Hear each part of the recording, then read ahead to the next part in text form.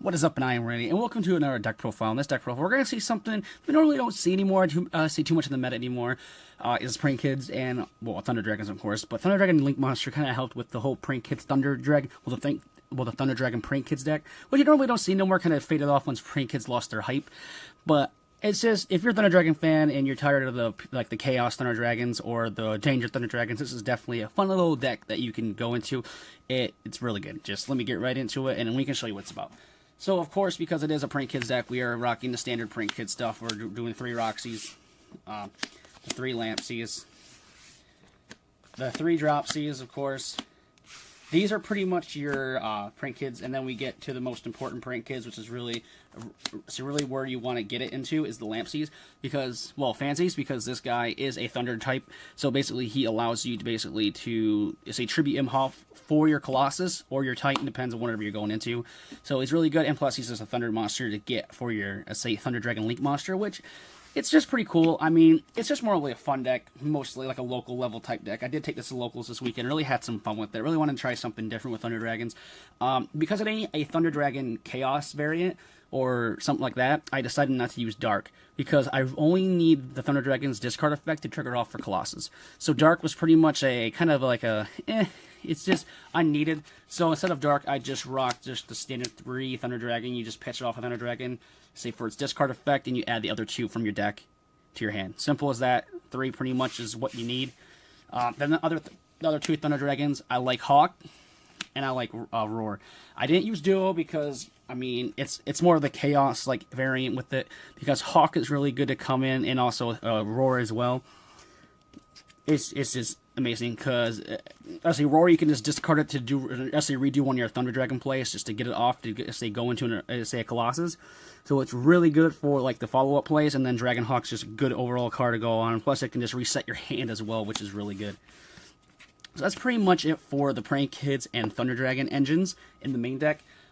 For your hand trap slots, pretty much, I'm just main decking 3 Ash. You can side it out for say any other hand traps. Pretty much depends on your matchup, but Ash is the most versatile and the most, like, I say, universal adaptable, because it's multiple like abilities it can negate.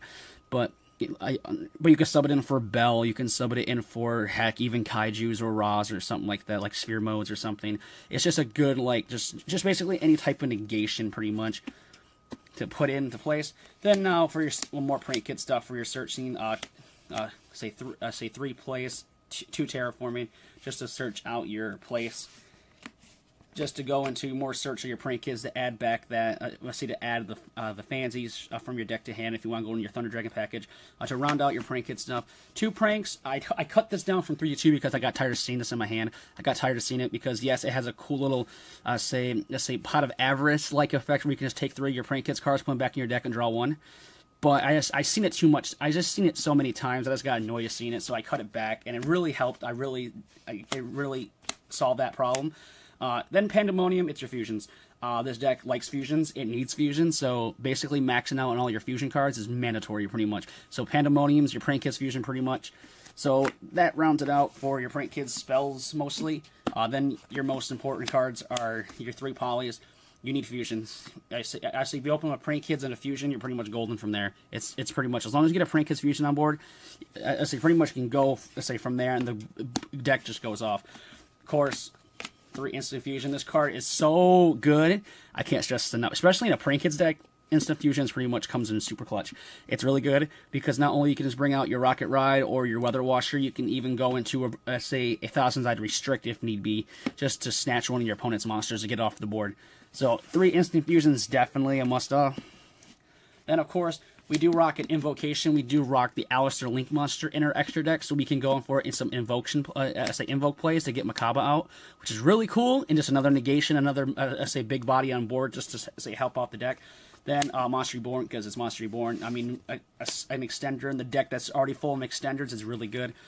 2 Pot of Desires, because we're rocking 3 of almost everything, and we're rocking tons of Prank Kids, rocking tons of Thunder Dragons. Pot of Desires is a good draw spell for this. And then 2 Call by the Graves, because you do want your combos. This is a big combo-oriented deck, so if one of your plays gets negated, it's definitely a bad sign, so you can just take out the Ash Blossom or something like that that stops your play, or the Droll and Locked or something. But that is pretty much it for the main deck. We can go right into the extra deck now. It's pretty much simple. We'll start with the links first. We're going to start off with the new guy, the new Thunder Dragon, Goliath, I want to call him, but they changed him to Thunderstormic. Yeah, so he's pretty cool because he's a Link 4, he's 2800. I mean, he's not the best Thunder Dragon support we could have got, but, you know, he's cool. Basically, during your main phase, if you control this Link summon monsters, you can basically recycle one of your Thunder Dragon's effects from the grave. So basically, you can just, it reactivates its effect, basically allowing you to bring out Colossus like that. So he's a Colossus enabler. So it's pretty cool, and then you can basically then place that Thunder Dragon back on the bottom of your deck. So basically, it adds back into the deck, which, it's all cool. And then it's pretty cool. And then also he has a protection. If a Thunder monster you control would be destroyed by battle or card effect, you can just banish 3 cards from your graveyard instead. I mean, it's cool because you can just trigger off more of your Thunder Dragon effects if they're in the grave still, which is nice. I mean, it's cool. I mean, it's not the best. I mean, for pure Thunder Dragons, yes, it's really good because I can just start your Thunder Dragon effects all over again. But it's just for a cool little, let's say, Link 4, good arrows. He's a pretty cool effect. It's not that bad. I like him. Next, for your links, your Prank Kids links, one Rip Roar, and here's your, basically, let's say, Harpy's Feather Duster for the deck. You can just tribute him off and blow your entire back row up for your opponent. It's pretty cool. If it wasn't for the fact that he is a Prank Kids monster and he has a cool Prank Kids effect, I probably would just get him out for Trasbania, honestly, because Trasbania does the same exact thing. Pretty much. But it's cool. Rip Roaring's cool.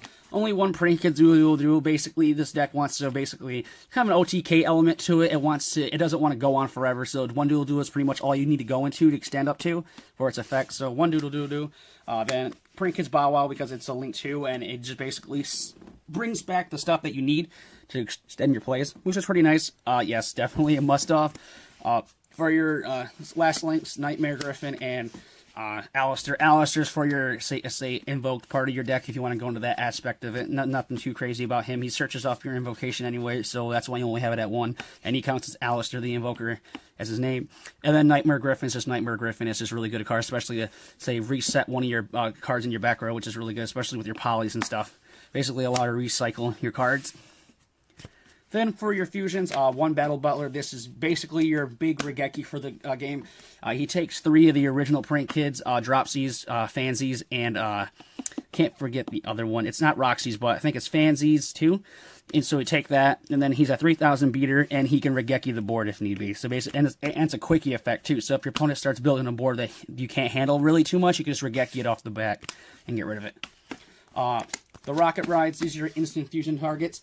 These are really important to go into because they basically start off all your plays. Basically, you can instant fusion now, bring back the Prank Kids, and start from there. It's insane. This is basically your starter, and also the one Weather Washer to go into. See, Weather Washer is more of a card to go on your opponent's turn because of its protection effects. But basically, you're only going to be using it once, pretty much. Basically, I found out with this type of deck. So only one will be fine. Then we're getting to the Thunder Dragon. One Colossus. We're not doing that crazy 2-3 Colossus board. One's pretty much it. To shut down the search effects is pretty much it. And then Titan as well. I find myself with this deck going into from Colossus to Titan a lot because I just want to OTK and get this set over with. Because this deck does not have big longevity. Like, it can do a grind game really well, but it can burn through its resources extremely fast if you do not maintain it well. So basically, most of the times I find out if they find a way to out the Colossus somehow, I just go into Titan and have a big, say, 3,300 beater. Well, say a 3,200 beater. I can swing out and just, say, do a lot of damage. So that's the Thunder Dragon Fusion package. One Macabre for your invocation plays because Macabre is really good. He's still a really good card to go into. And then 1,000's Eyes Restrict to basically take an opponent's monster. If there's something you can't out, just instant fusion into it. It's pretty much good.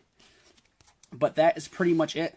For side deck options, like I always say, side deck is all up to personal preference. I really don't like showcasing my side decks too much because it's like it's a personal preference. Sometimes I have wacky strategies in my side deck. So basically for side decks, basically what you find at your locals or what is at a regional level for your area. Basically hand traps, rolling locks. If you're not a budget player, you can go in for your Phantasmes or anything like that. So pretty much that way. So pretty much just prepare for what the meta it has in store for itself. But that has been my Prank Kids, Thunder Dragon Prank Kids deck profile. If you enjoyed the video, leave a like and comment and subscribe. Like always, ring that bell so you know when I upload a video next. And I hope you guys have an awesome day wherever and whenever you're watching this. And until my next video, bye-bye.